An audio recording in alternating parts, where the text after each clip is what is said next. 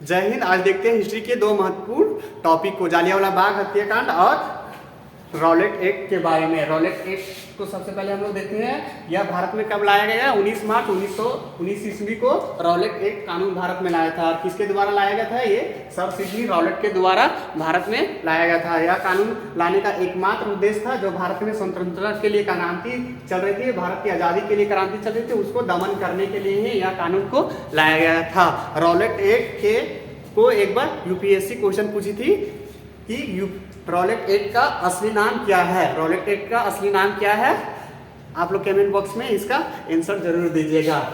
इस कानून को महात्मा गांधी ने काला कानून कहा था। काला कानून क्यों कहा था? क्योंकि पुलिस से सिर्फ संदेह के आधार पर किसी भी व्यक्ति को पकड़कर जेल में डाल देता था, और ना ही आपकी दलील सुनती, ना ही वकील रखने का अधिकार देता, ना ही आप किसी भी कोर्ट में अपील कर सकते थे। जैसे कि आप कोई लड़की लेके भागे, ठीक है, तो अगर पुलिस पकड़ती तो आप अपना दलील देते ना कि हम दोनों प्यार करते थे, इसीलिए इसको लेके फुर्र हो गए, और ना ही आपको वकील रखने देता है, और ना ही अपील करने का। जैसे आपको डिस्ट्रिक्ट कोर्ट में फैसला संतुष्ट नहीं हुआ तो आप हाई कोर्ट जाते हैं, अगर हाई कोर्ट में नहीं हुआ तो सुप्रीम कोर्ट जाते हैं, अगर वहाँ भी संतुष्ट नहीं रहे तो अगर फौजदारी का केस रहे तो आप राष्ट्रपति पर और गवर्नर के पास समाधान के लिए जाते हैं ना।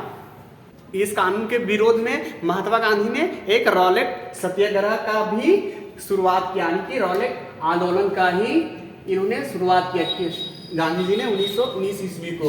और भारत के जितने भी छोटे छोटे राज्य थे और जितने भी छोटे छोटे राज्यों के अंदर नेता थे, उसको रॉलेट एक्ट के विरोध में उन्होंने आंदोलन करने के लिए इन्होंने कहा था, महात्मा गांधी ने कहा था। और इसी बीच शुरुआत 30 मार्च 1919 को दिल्ली में स्वामी श्रद्धानंद ने की थी रॉलेट एक्ट के विरोध में। और इसी के बीच इन्होंने स्वामी श्रद्धानंद ने कर मत दो का आंदोलन शुरू कर दिया। क्या चीज? कर मत दो का आंदोलन शुरू किया। यहाँ ध्यान देने बात है, क्योंकि एक कर मत दो का नारा सरदार पटेल ने दिया। किसे दिया है? सरदार पटेल ने।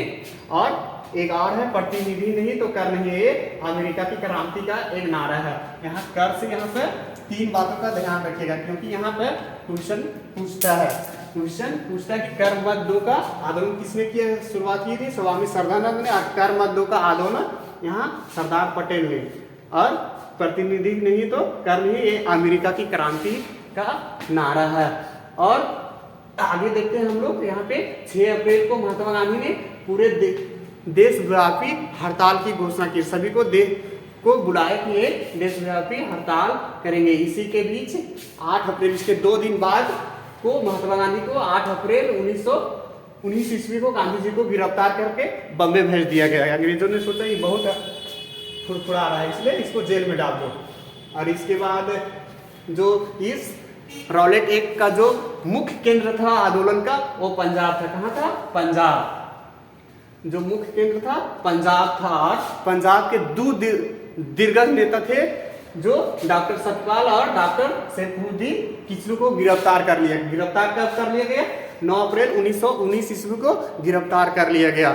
और यह खबर पूरे तरह से आग की तरफ फैली थी कि पंजाब के 2 दिग्गज नेताओं को गिरफ्तार कर लिया गया है। और ये खबर पूरे देश में आग की तरह फैली। और इसी बीच है 13 अप्रैल 1919 ईस्वी को एक जालियांवाला बाग में इसका विरोध के लिए, एक शांतिपूर्ण विरोध के लिए लोग इकट्ठा हुए थे। यानी कि इससे साफ पता कि एक रॉलेट एक्ट है, एक सेमीफाइनल मैच है और फाइनल मैच जालियांवाला बाग हत्याकांड है।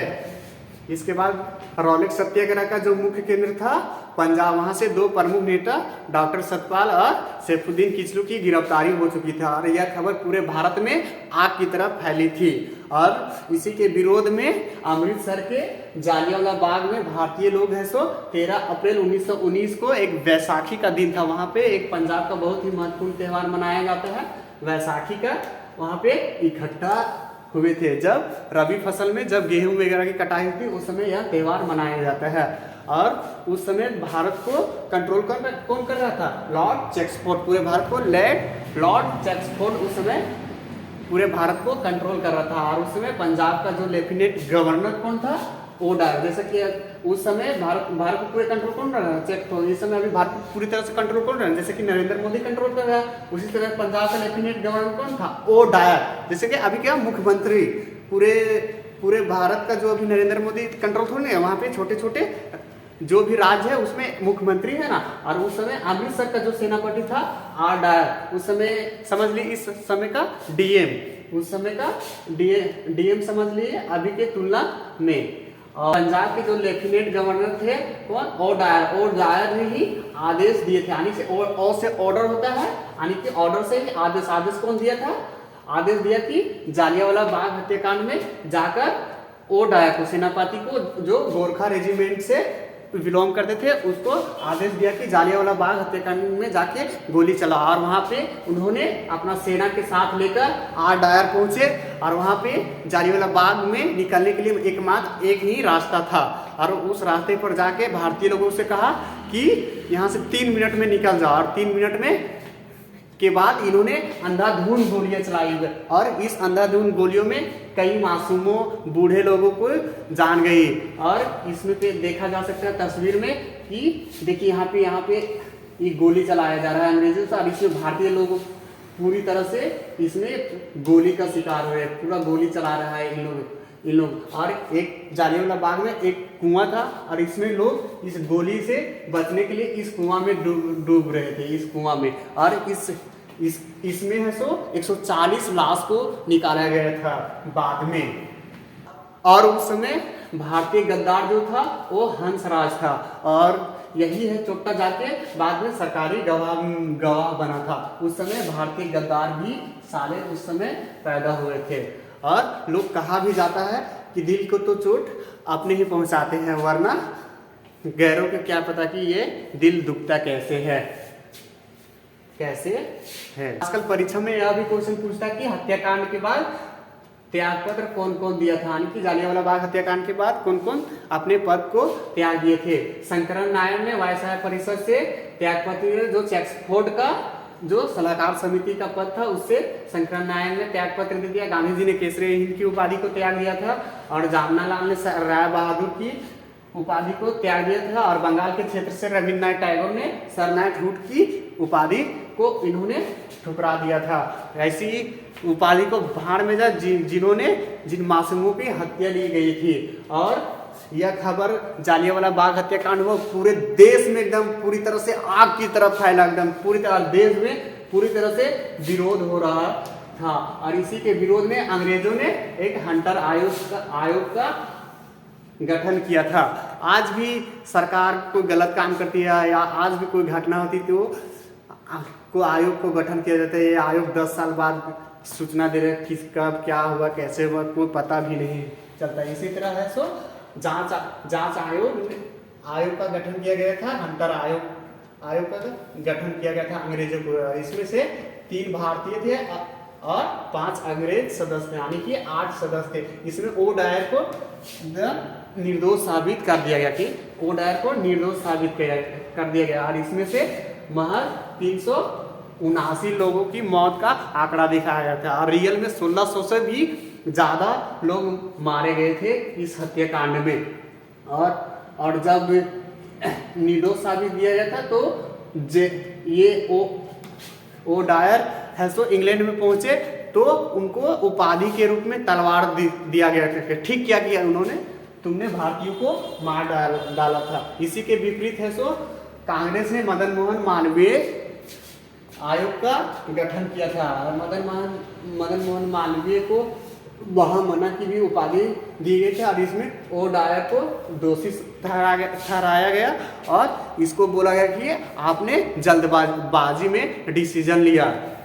तो क्या कर सकते थे ओ डायर, ये मदन मोहन मालवीय एकेडमी कुछ नहीं करने सकी। जो आयोग ये बनी थी उस समय कुछ नहीं करना सका ओ डायर। तो इसकी बात कौन सुनता, उस समय भारत गुलाम था। इन सारी घटनाओं के बीच पंजाब के उधम सिंह ने प्रण लिया था कि ओ डायर तुम भले ही हंटर आयोग से या मदन मोहन मालवीय आयोग से बच गए हैं, लेकिन मैं तुमको काट डालूंगा। और उन्होंने उधम सिंह ने 21 साल बाद यानी कि 1940 ईस्वी में इंग्लैंड के लंदन के कॉस्टन हॉल में पहुंचे।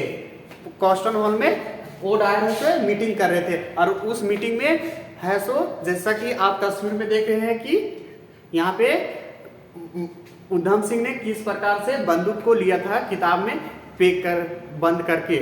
और उसी समय 21 साल के जब हो गए थे तो पहचानने में प्रॉब्लम हो रही थी उधम सिंह। और उसी समय किसी से पूछे कि यही है वो डायर जिन्होंने भारत में जालियांवाला बाग हत्याकांड किए थे, तो बोला गया हाँ यही है। और उसी समय अपनी किताब से है सो बंदूक को निकाले थे और उसी समय गोली चलाए थे एकदम धान, और उसी समय मार दिए थे। और सीबीएसई बोर्ड वाले जब मार रहा था ना तो सीबीएसई बोर्ड वाले कमजोर रहता था और ऊपर से खिड़कियां और दरवाजा देख रहा है कि मार ही रहा है कि कुछ कर रहा है। तो उन्होंने 1940 में उधम सिंह को मार डाला कोस्टन हॉल में, ओ डायर को हत्या कर दिया। और उन्होंने बोला था कि मेरा एक ही उद्देश्य था, सिर्फ ओ डायर की हत्या करना यहाँ पे, और मेरा कोई टारगेट नहीं था। और 1940 में ही उधम सिंह को इंग्लैंड में ही फांसी की सजा दे दी गई थी। जय हिंद, मिलेंगे हम लोग नेक्स्ट वीडियो में।